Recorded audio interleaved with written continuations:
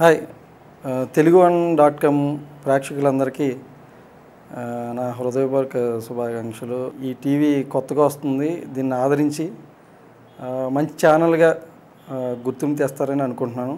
నా పేరు రాజకేశ్ గోపి, తేజు మూవీకి డైరెక్టర్ని. కొత్త డైరెక్టర్లకి ఇన్స్పిరేషన్గా ఉంటుందని నేను ప్రయోగాత్మకంగా హెచ్డి కెమెరాతో షూట్ చేయడం జరిగింది ఈ మూవీ. అలాగే ఒక బర్నింగ్ ఇష్యూ తీసుకున్నాను టాపిక్ అంతా. అందరూ కొత్త వాళ్ళు, 8 మంది హీరోలు, ఒక అమ్మాయి హీరోయిన్, అలాగే సాంగ్స్, కొత్త మ్యూజిక్ డైరెక్టరు, కొత్త ఎడిటరు, అందరూ కూడా కొత్త వాళ్ళే. అందరినీ ఎంకరేజ్ చేసి ఈ సినిమాని హిట్ చేస్తారని, అలాగే టాక్ కూడా రిలీజ్ అయింది, చాలా బాగా వచ్చింది. పెద్ద సినిమాకి రాని టాకు ఈ సినిమాకి వచ్చింది. అంటే కొత్తగా ఫీల్ అవుతున్నారు, చాలా హ్యాపీగా. సాంగ్స్ బాగున్నాయి, విజువల్స్ ఎక్స్ట్రాడినరీగా ఉన్నాయి. అంటే వేరియేషను, విలేజ్ వేరియేషన్ ఒకటి, సిటీ వేరియేషను, అలాగే ఫ్యామిలీ అని వేరియేషన్. ఒక సాంగ్స్లో కూడా మోసగా వెళ్ళిపోకుండా ఒక డిఫరెంట్, ఒక తెలుగు సాంగ్, అలాగే ఒక ఫ్యాషన్ షో సాంగ్, ఒక ఫ్రెండ్షిప్ సాంగ్, ఒక విలేజ్ సాంగ్, ఇలాగ ఒక ఐటమ్ సాంగ్, ఇలా ఒక్కొక్క సాంగ్ ఒక్కొక్క ఫ్లేవర్ తీసుకుని చేసాం అన్నమాట. Still about gas, rocks, hoes, pimp up in the game. Thinking things have changed, but it's still the same. You gonna feel like Sarigama Ragam. It's not a just born freedom. Heart and meet sweet as dear rain. You and me there are friendship.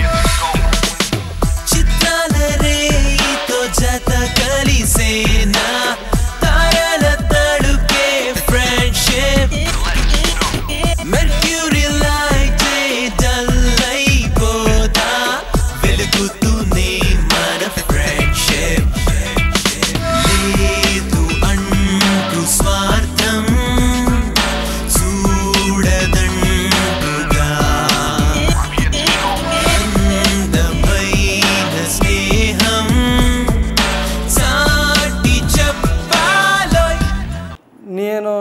మాది స్వగ్రామం వచ్చి east Godavari Amalapuram పక్కన అంబాజీపేట అని. యాక్చువల్గా అంబాజీపేటలో Missamma hospital అని దాంట్లో పుట్టాను అనమాట. నేను ఈ ఫీల్డ్కి రావాలని చిన్నప్పటి నుంచి కోరిక. ఫస్ట్ నాకు తెలిసినప్పుడు ఫస్ట్ మూవీ దేవత, ఎన్టీఆర్ది, చలంగారు ప్రొడ్యూసరు. అది చూసి ఏదో చేయాలి మనం ఇండస్ట్రీలో, ఆ స్క్రీన్ చూస్తే ఏదో అనిపించి ఒక డిఫరెంట్గా ఇది చేయాలనిపించి నేను కూడా అటువంటి మూవీస్ చేయాలి అని. దాసనారాయణ గారి మూవీస్ అన్నీ బాగా అబ్జర్వ్ చేస్తూ ఉంటాను. ఆయన ఏంటంటే సినిమాకి ఫ్లేవర్ బాగుంటుంది, ఒక సినిమా వేరియేషన్స్ ఉంటాయి. ఆయన చెప్పాలంటే నా తెలుగు గురువు ఆయన. నెక్స్ట్ నాకు బాగా ఇష్టమైన మేకింగ్ పరంగా మణిరత్నం విజువల్స్గా, అలాగే ఒక మెసేజ్గా శంకర్, హాలీవుడ్లో అయితే స్టీవెన్ స్పీల్బర్గ్. అలాగా ఈ నలుగురిని తీసుకుని ఇన్స్పిరేషన్తో అది డిఫరెంట్గా నా మూవీ ఇవన్నీ ఉండి చేయాలని అంటే ప్రయోగం చేశాను అనమాట.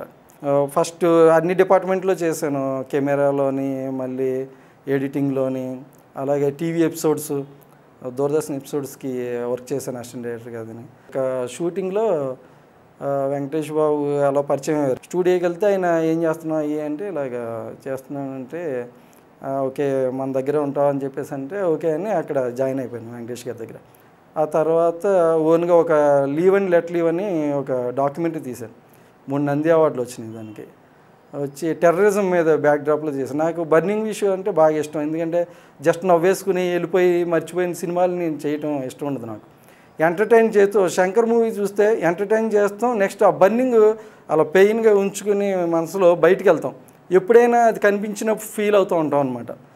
అటువంటి మూవీస్ అంటే నాకు ఇష్టం. ఏదో నవ్వేసుకుని అది అయిపోయింది, 4 ఫైట్లు, 5 సాంగ్స్ అంటే అటువంటి సినిమాలు చేయటం చాలా ఈజీ. ఇటువంటి సినిమాలు చేసి ప్రేక్షకుల్ని 3 అవర్స్ అయినా 2 అవర్స్ అయినా కూర్చోబెట్టడం అనేది చాలా కష్టమైంది. ఆ కష్టం పడితేనే మనకి సక్సెస్ అవునట్టు. ఒక అవార్డు అంటే ప్రతి ఒక్కరు డైరెక్టర్ అయిపోతుంది, కానీ అవార్డులు అవి రావటం అనేది, అవార్డుల మీద అంటే అంత ఇంట్రెస్ట్ ఉండదు, అంటే రావు కనుక మెయిన్. అంటే అవార్డు వచ్చి డైరెక్టర్లు అంటే తక్కువ అయ్యి అని కాదు. ఇప్పుడు అలా అంటే పెద్ద పెద్ద హీరోలు వీళ్ళందరికీ అవార్డులు వస్తూ ఉంటాయి.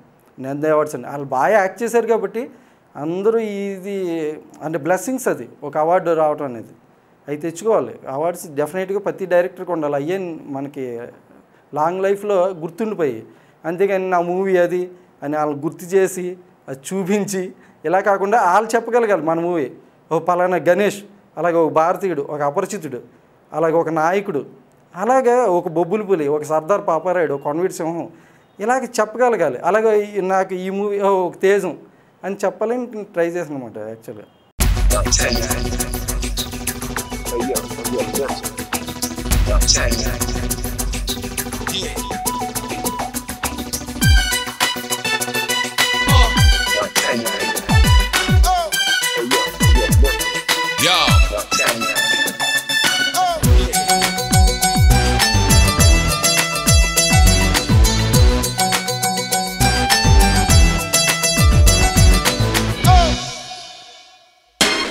పికాసో గీసెను మా అందమేయు, మోనాలిసా మేము ట్విన్సే సుమా, కాస్తో కుస్తో మాతో అస్కే అలా ఇలా ఇస్తామంటే పడి చస్తారల్లా, చల్లబడేము ఎర్రబడే సిక్సీలు మేమురా, మీరు గుర్రవలే మగ పురుగులిలా మసి మాడుతారురా, లో నెక్కులని లో వెస్టులని కికు రేపుతామురా, తాజ్మహల్ నయగారవగల్ మా ముందు వేస్తురా.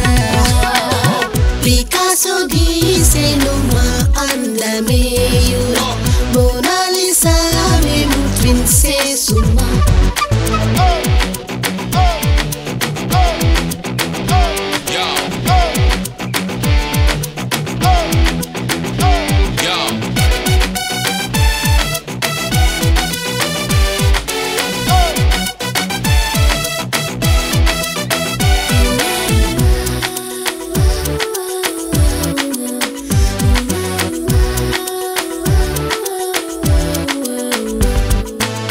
వాస్కోడిగామే గుర్తించలేనే బ్యూటిఫుల్ ఐలాండ్స్ మేమే కదా, ఐఫోను మించే ఆప్షన్లు ఎన్నో, 3Dలో బాడీని చూసారంటే తెలిసేనో, మమ్ము హత్తుకున్నారో ఇక తప్పుకోలేరో, మా ఆడతనమే లేని గుణములు చూపక ఓడని వాడెవడో, రేబానులని బికినీలులని సిగరేపుతామురా, చిరునవ్వుకనే సిర్రెత్తుకొనే పోతారు మీరురా, నవ్వులీలమనీలం చెయ్యమని తెగ పొగుడుతారురా, తహతహలసిగా మీ తనువుకిగా అందించుతామురా.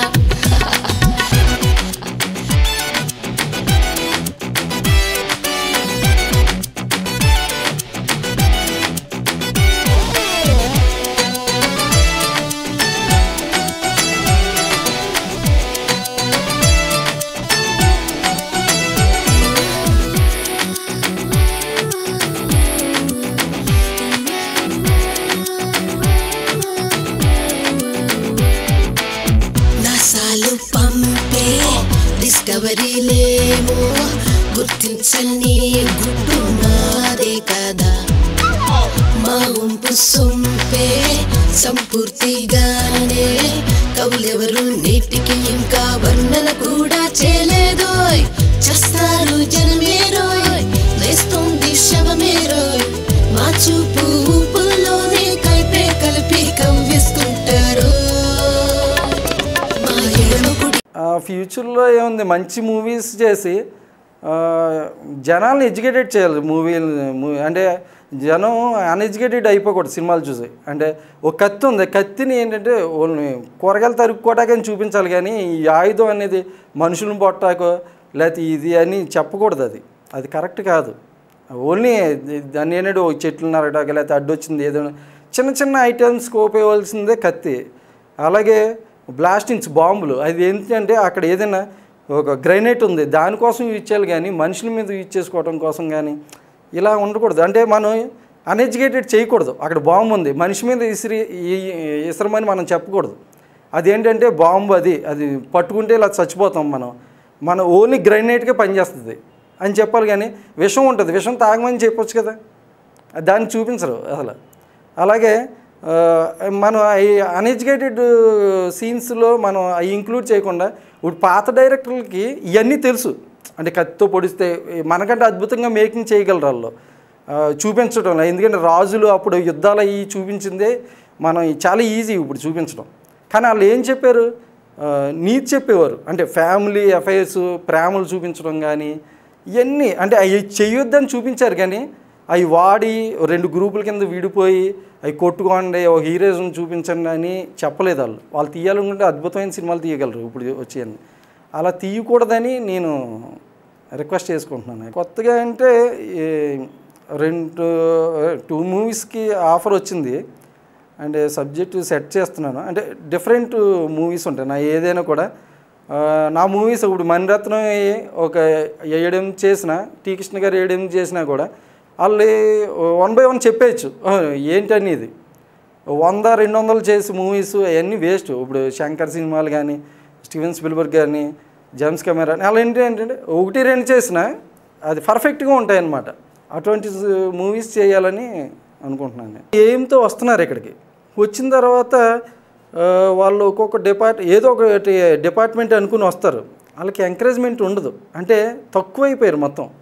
అంటే ఇప్పుడున్న పరిస్థితి, అప్పుడున్న పరిస్థితిలో చెన్నై వెళ్ళటం ఇవన్నీ ఉండేది, ప్రాబ్లమ్స్ అయినాయి. మెయిన్ ఏంటంటే ఈ ఒక అసిస్టెంట్ కింద చేస్తున్నప్పుడు వర్క్ బాగా చేస్తున్నాడు అనుకోండి, వీడు ఎక్కడ ఎదిగిపోతాడు, బయటికి వెళ్ళి ఈయన ఎక్కడే ఉంచుకుని మనం వర్క్ బాగా చేయించుకుందాం అన్నది కరెక్ట్ కాదు. వాళ్ళ లైఫ్ కూడా మనం ఆలోచించాలి. ఎప్పుడు మనం సినిమా చేస్తున్నాం, మనకి ఆల్రెడీ ఆఫర్ వచ్చేస్తుంది, మనం చేస్తున్న హ్యాపీగా, ఫెయిల్యూర్ హిట్ మన చేతుల్లో ఉంటుంది, జనం చేతుల్లో ఉంటుంది. బాగుందంటే బాగుందంటారు. అలాగే మనం ఒకవేళ మనం కానీ ఎదిగిన తర్వాత మన దగ్గర ఉన్న అసిస్టెంట్లుగా ఇమీడియట్గా మనకి ఒక 5-6 సినిమాలు వస్తాయి. లేదు మా అసిస్టెంట్, ఫస్ట్ అసిస్టెంట్ ఉన్నాడు, ఎప్పటి నుంచి చేస్తున్నాడో అతనికి లైఫ్ ఇవ్వండి అని ఎంకరేజ్మెంట్ లేదు అక్కడ ఇండస్ట్రీలో. ఎంతసేపు నేనే చేసేయాలి, 100 సినిమాలు నేనే చేసేయాలి, అన్నీ కూడా 10 సినిమాలైనా 20 సినిమాలన్నీ నేనే చేసేయాలి. నా దగ్గర అందరూ చేతులు కట్టు నుంచోవాలి, అదే గొప్పతనం. కానీ చచ్చిపోయినప్పుడు ఎవడో ఉండడు, కప్పెట్టేసిన తర్వాత ఎవడో చేతులు కట్టుకుని ఉండరు. కానీ ఒకటి ఉంటుంది, ఆ బతుకున్నప్పుడు ఆ బిహేవియర్ బాగుంటే చచ్చిపోయినప్పుడు కూడా చేతులు కట్టుకుని నుంచుంటారు డెఫినెట్గా మన దగ్గర, అంటే ఆ ఫోటో ఎదురుకుండా. అది మనం రప్పించుకోవాలి ప్రతి ఒక్కళ్ళు. ఆ ఎంకరేజ్మెంట్ అనేది ఇండస్ట్రీలో లేదు మెయిన్.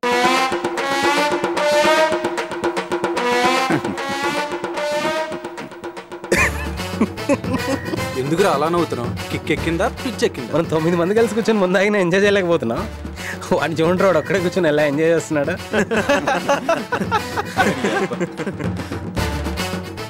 ఎవడరా బాబు కోతులు చీకేసిన మామిడి ట్యాంకులా ఉందా? ఎవడో వాడు. Excuse me 1 minute. अरे बुड्ढा आ रहा है, अपना काम हो गया।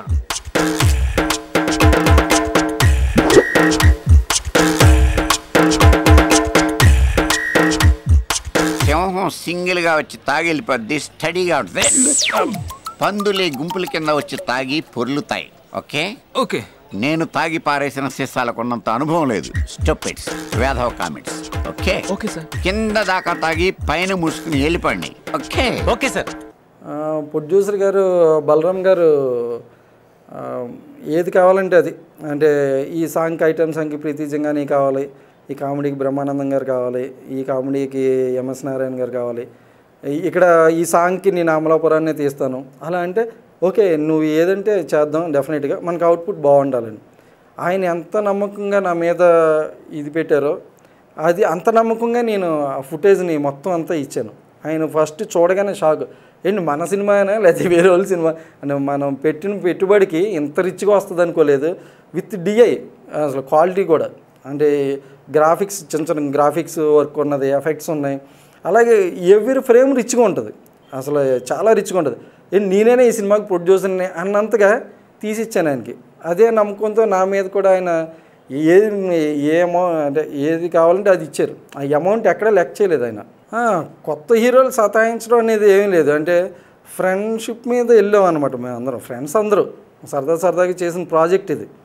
ఇలా అనుకుంటున్నాం, గోపికి నంది అవార్డులు వచ్చినాయి, తిన్న ప్రమోట్ చేస్తే ఇంకా మంచి సినిమాలు అయ్యే తీస్తాడు అండ్ టెర్రరిజం మీద చాలా బర్నింగ్ ప్రాబ్లం, అది చాలా మంచి మెసేజ్ ఇచ్చాను. టెర్రరిజం 3 నంది అవార్డులు వచ్చినాయంటే ఉత్తినేవారు కదా. అది యాక్చువల్గా మేము ఛానల్స్లో మా టీవీలో వేసాం, బాగా రేటింగ్ వచ్చింది, చాలా బాగుందని చెప్పారు అందరూ. అది మూవీగా చేస్తాను త్వరలో, అంటే ఎప్పుడు చేస్తానో తెలీదు. 3rd మూవీ కావచ్చు, 4th మూవీ కావచ్చు, 5th మూవీ, అది డెఫినెట్గా మాత్రం మూవీ చేస్తాను. అటువంటి మూవీస్ చేస్తే జనాలకి ఒక డిఫరెంట్ మూవీస్ చూసిన ఫీలింగ్స్ కలుగుతాయి. యాక్చువల్గా మేము లీవ్ అండ్ లెట్ లీవ్, అది నాకు ఇన్స్పిరేషన్ వచ్చి ఓల్డ్ సిటీలో గొడవలు జరుగుతున్నప్పుడు మా ఫ్రెండ్ వాళ్ళ బ్రదర్ బయటకు వచ్చాడు అనమాట. బయటకు వచ్చి అప్పుడు కాల్పులు జరుగుతున్నాయి టెర్రరిస్టుల కాళ్ళకి మధ్యలో. అక్కడికి వెళ్ళినప్పుడు అతన్ని షూట్ చేశారు అనవసరంగా, అసలు సడన్గా చనిపోయాడు ఆయన. చాలా ఇన్నోసెంట్ అతను. అసలు అక్కడ మా ఫ్రెండ్ దగ్గరికి వెళ్ళినప్పుడు మా తమ్ముడు అంటే హలో సార్ ఈయన మాట్లాడి అలా వెళ్ళిపోతూ ఉన్నాడు. అతను చనిపోయేటప్పటికి నాకు ఆటోమేటిక్ ఏంటి గొడవలు ఏంటి, అసలు బ్రతకడాకే చాలా కష్టంగా ఉంది, మళ్ళీ ఈ టెర్రరిజాలు ఏంటి, గొడవలు ఏంటి అని చెప్పేసి దీని మీద ఒక డాక్యుమెంటరీ తీయాలి డెఫినెట్గా మనం అని చెప్పేసి నాకు అనిపించి డాక్యుమెంటరీ స్టార్ట్ చేశాను.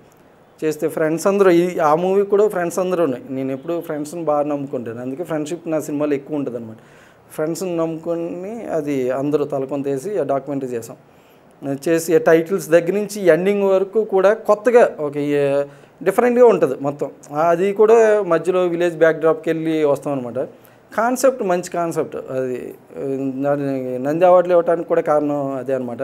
వాళ్ళందరూ ఎవరైతే జ్యూరీ మెంబర్స్ ఉన్నారో వాళ్ళందరూ కూడా ఇది అదే నేషనల్ అవార్డు కానీ ఇంటర్నేషనల్ ఫెస్టివల్స్ కానీ పంపించండి, ఇక్కడ మనతో ఆగిపోకూడదు, ఈ మూవీ చాలా బాగుంది, అసలు ఇది మంచి మెసేజ్ అందరికీ రీచ్ అవ్వాలి అనుకున్నారు. కానీ కొంచెం ఫైనాన్స్ ఇది వల్ల మేము దాన్ని ఎక్కడితోనో క్లోజ్ చేసాం. అందుకని దాన్ని మూవీగా చేసి మొత్తం ఓవరాల్గా తెలియాలని అనుకుంటున్నాను త్వరలో.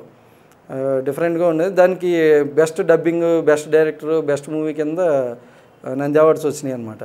చిరంజీవి గారు, నాగార్జున గారు అంటే మా టీవీలో టెలికాస్ట్ ఉంది, అందుకని వాళ్ళకి మా టీవీకి నేమ్ వచ్చిందని చెప్పేసి, అంటే మా టీవీలో బెస్ట్ డాక్యుమెంటరీగా నాకు మొత్తం సన్మానం చేయటం కానీ, ఈ ఇద్దరు నాగార్జున గారు, చిరంజీవి గారు అది సన్మానం చేశారు. అలా మా టీవీ నుంచి ఒక సర్టిఫికేట్ లాంటిది ఇచ్చారు, ఎంకరేజ్ చేశారు బాగాను. అది చూసి పర్లేదు మనం సినిమా చేయొచ్చు అని అనిపించిన తర్వాత మా ఫ్రెండ్స్ అందరు కలిసి నీకు ఇంత ఎంకరేజ్మెంట్ ఉంది కదా సినిమా చేయని చెప్పేసి అన్నప్పుడు ఓ సబ్జెక్ట్ అనుకుని అప్పటికప్పుడు ప్లాన్ చేసి చేసాం అనమాట. దీంట్లో సర్దార్ పటేల్ గారని కింగ్ఫిషర్లో చేస్తూ ఉంటాడు, ఆయన బాగా సపోర్ట్ చేశాడు. ఆయన ఈ మూవీ బయటికి రావడానికి కారణం కూడా చాలా సపోర్టింగ్ ఆయనే మెయిన్. అలాగే బలరామ్ గారు నాకు చాలా అంటే ఫ్రీడమ్ ఇచ్చి బాగా చేయించారు. ఇద్దరికి జీవితాంతకాలం రుణపడి ఉంటాను నేను.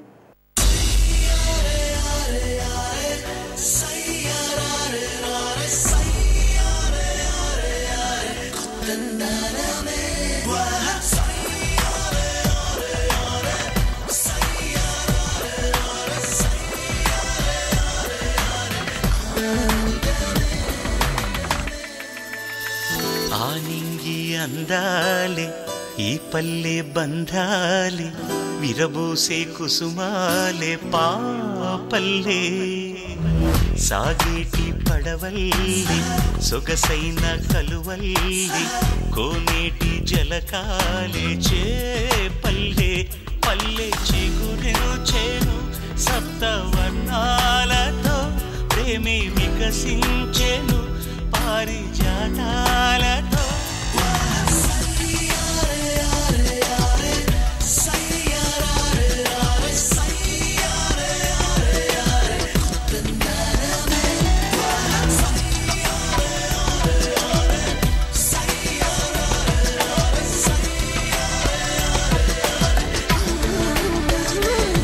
ఎవరి సీన్ నచ్చింది నాకు అంటే ప్రతి సీన్కి ఒక మెసేజ్ ఉంటుంది. అంటే ఆ సీన్ ఎందుకు పెట్టారో అన్నది చాలా సినిమాలు అనిపిస్తుంది, కానీ ప్రతి సీన్ కూడా నెక్స్ట్ సీన్ చూసేటప్పుడు ఈ సీన్ మర్చిపోతాం, మళ్ళీ నెక్స్ట్ సీన్ చూసినప్పుడు ఈ సీన్ మర్చిపోతాం, మళ్ళీ సెకండ్ హాఫ్కి వెళ్ళేటప్పటికి ఇవన్నీ గుర్తొస్తాయి అన్నమాట. అలాగా స్క్రీన్ ప్లేకి వెళ్ళి చేసిన మూవీ అనమాట. అందుకని ఎవరి సీన్ లింక్డ్ కాబట్టి అన్ని సీన్లు నాకు నచ్చినాయి. కానీ ఆర్ఆర్ అది బ్యాక్గ్రౌండ్ స్కోరు ఎక్స్ట్రానరీగా ఇచ్చాడు గాన. అంటే చూస్తుంటేనే ఒక పెద్ద మూవీలాగా అసలు. అంటే ఒక మణి శర్మ, ఒక ఏఆర్ రెహమాను, ఇలాగ మళ్ళీ కోటి గారు పెద్ద మూవీస్కి మ్యూజిక్ డైరెక్టర్లు ఎలా చేస్తారో అలాగ ఇచ్చాడు మ్యూజిక్. చాలా ఎక్స్ట్రా. ఆయన బేసిక్గా సౌండ్ ఇంజనీర్ అనమాట ఆయన. అందుకని ఆ సౌండింగ్ అవన్నీ తెలుసు కాబట్టి పర్ఫెక్ట్గా ఇచ్చారు. అలాగే రామానాయుడు స్టూడియోలో మాకు బాగా కోఆపరేట్ చేశారు అందరూ. డబ్బింగ్ అని, ఎడిటింగ్, మళ్ళీ డిటిఎస్, అందరూ ఆల్ డిపార్ట్మెంట్స్ అక్కడి నుంచి వచ్చాం కాబట్టి అందరూ ఫ్రెండ్లీగా ఈ మూవీ రిచ్గా ఉంది, దీన్ని ఇంకా బాగా చేస్తే ఇంకా రిచ్గా వస్తుందని బాగా సపోర్ట్ చేశారు. అలాగే నాయుడు గారు ఫస్ట్ ప్రివ్యూ ఆయనకి వేసాను, చూసి ఆయన బాగా రిచ్గా చేసే లొకేషన్స్, విజువల్స్ చాలా బాగున్నాయి, డిఫరెంట్గా ఉంది మూవీ బాగా మెచ్చుకున్నారు ఆయన. నాకు ఎందుకంటే నాకు గాడ్ ఫాదర్ అంటూ ఎవరు లేరు, కాకపోతే కాంపౌండ్లో చేశాను కాబట్టి నేను ఫస్ట్ నుంచి వెంకటేష్ గారి ఫ్యాన్. నేను డిఫరెంట్ మూవీస్ చేస్తాను ఆయన. అంటే ఇటు ఫ్యామిలీస్ని, అటు మాస్ని, అంటే అన్నీ ఆల్ ఎలిమెంట్స్ ఉన్న సినిమాలు చేస్తుంటారు కాబట్టి ఆయన అంటే నాకు బాగా ఇష్టం హీరోల్లో. అలాగే ఒక సోషల్ ఎలిమెంట్స్ ఇది అంటే రజనీకాంత్ అంటే బాగా ఇష్టం. అంటే ఆయన బిహేవియర్ కానీ, అందరికి హెల్ప్ చేయటం కానీ రజనీకాంత్. అందుకనే నాకు స్టార్టింగ్ అంటే నాకు ఆస్ట్రాలజీ ప్రకారం నేను పేరు మార్చుకున్నాను. నా పేరు అసలు పేరు గోపాలకృష్ణమూర్తి. దాన్ని ఆస్ట్రాలజీ ప్రకారం ఆయన మార్చారన్నమాట, రాజ్ కేఎస్ గోపి అని. ఆ రాజ్ అనేది కొంచెం ఇవన్నీ రజనీకాంత్ కానీ, మళ్ళీ రాజ్ కపూర్, రామోజీరావు, రామనాయుడు, అలా రెహమాన్, అలాగా ఆస్ట్రాలజీ ప్రకారం మార్చి అది నీకు బాగుంది, అది పెడితే బాగుంటుంది నీకు అని చెప్పేసి అలా పెట్టిన పేరు అనమాట. యాక్చువల్గా నా ఇంట్లో వచ్చి గోపి అని పిలుస్తారు. ఇండస్ట్రీలో అందరూ రామనాయుడు స్టూడియో గోపి అంటే బాగా తెలుసు అనమాట. యాక్చువల్గా ఇండస్ట్రీకి చేయాలనుకున్నది అంటే వేషం అని నా దగ్గరికి వచ్చిన వాళ్ళందరికీ నేను వేషం ఇస్తాను.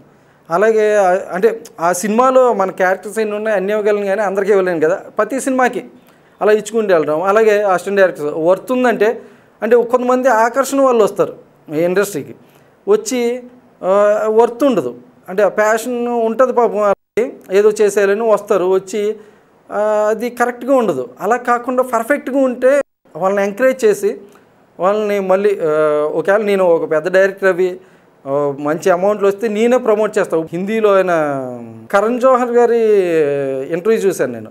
ఆయన ఒకటే మాట అన్నాడు, మనమంటూ తెలాలంటే మన దగ్గర ఉన్న వాళ్ళు ఫస్ట్ చూసుకోవాలి, అంటే వాళ్ళకి ప్రమోట్ చేయాలి. అప్పుడు ఎక్కడ చేసామంటే పలానా కరణ్ జోహర్ అసిస్టెంట్ని, అలాగే రాంగోపాలవరం ఉంది అది, అంటే ఎక్కడైనా అలా అసిస్టెంట్లు ఎక్కడికి వెళ్ళినా ఎవరు అసిస్టెంట్ అంటే రాంగోపాలవరం అసిస్టెంట్, ఇలాగా నా పేరు కూడా రావాలి. అలాగే నేను ఎంకరేజ్ చేయాలనుకుంటున్నాను, కానీ అంతేగాని నేను సినిమాలు చేసి నేనే చచ్చిపోయి అలా కాదు. నేను చావకూడదు చచ్చిపోయినా కూడా, అంటే సినిమాలు దొరికినా కానీ. అలాగే నా అసిస్టెంట్లు అలాగే వెళ్తే ఫస్ట్ ఎవరి దగ్గర చేశాడు అనేది ఆ లింకు చూస్తే పలానా వాళ్ళ దగ్గర చేశారు ఇతను అన్న నేమ్ కోసం నేను ట్రై చేస్తాను. అది కరణ్ జోహర్ ఇంటర్వ్యూ చూస్తే రోజు తెలుగులో వచ్చింది, నాకు అసలు ఎక్స్ట్రానరీగా అనిపించింది. ఆ ఇంటర్వ్యూ ప్రతి ఒక్కరు చదువుకుంటారు, అది ఫాలో అవుతే ప్రతి మనిషి బతుకుంటాడు చచ్చిపోయినా కూడా. అది ప్రతి ఒక్కరు చేయాలని నేను కోరుకుంటున్నాను. బాబు అందరూ ఇంతగా మనల్ని చూస్తున్నారు. నాది కూడా పట్టుకోరా. నువ్వు వెళ్ళవా? వెళ్ళనంటే చెప్పు పట్టుకుంటాను. డోర్ మూసుకుని పదండ్రా. ఇంకెందరో రా బాబు, సునామీ కన్నా ఫాస్ట్గా ఉంది లోపల. వచ్చేసాం రా. ఆ ఎదురుకైతే తిక్క వస్తుందా, తర్వాత ఇంకో సందా. నేను ఇంకా ఆగలేను రా. ఇక్కడ కూర్చుని పరా. చాలా పెయిన్ వస్తుందిరా బాబు, తట్టుకోలేకపోతున్నారు రే.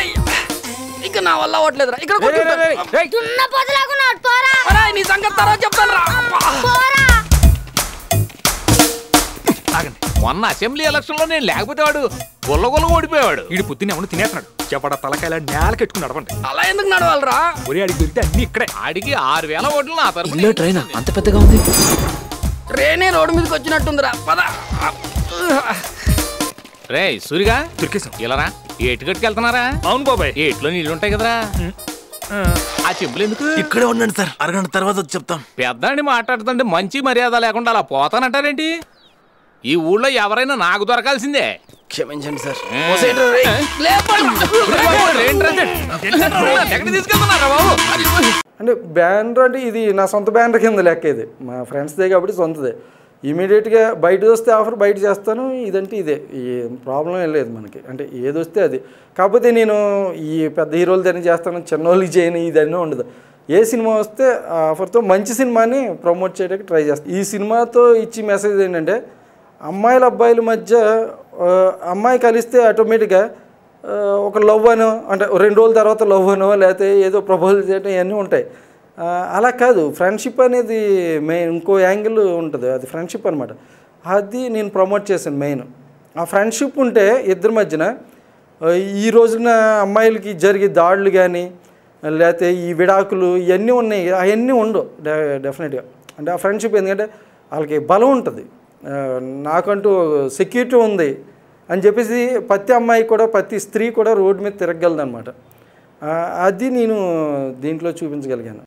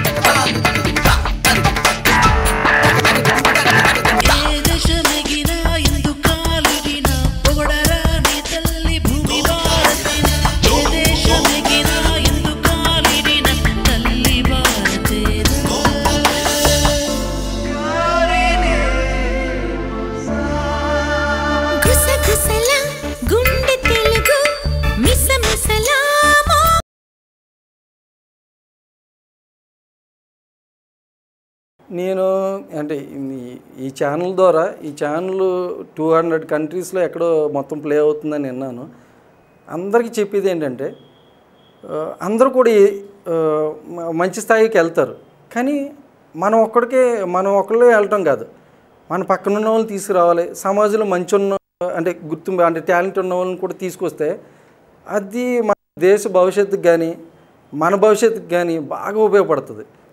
ఎంతసేపు నన్ను అదే నా మాటలు విని నన్ను ఎంకరేజ్ చేసి ఇవన్నీ చేస్తున్నందుకు తెలుగు వన్ ప్రేక్షకులకి కృతజ్ఞత తెలుపుకుంటూ నెక్స్ట్ మూవీ ఎప్పుడైతే వస్తుందో దాంతో పాటు మేము కలిసి మళ్ళీ ఇంటర్వ్యూ ద్వారా మేము దగ్గర అవుతాం.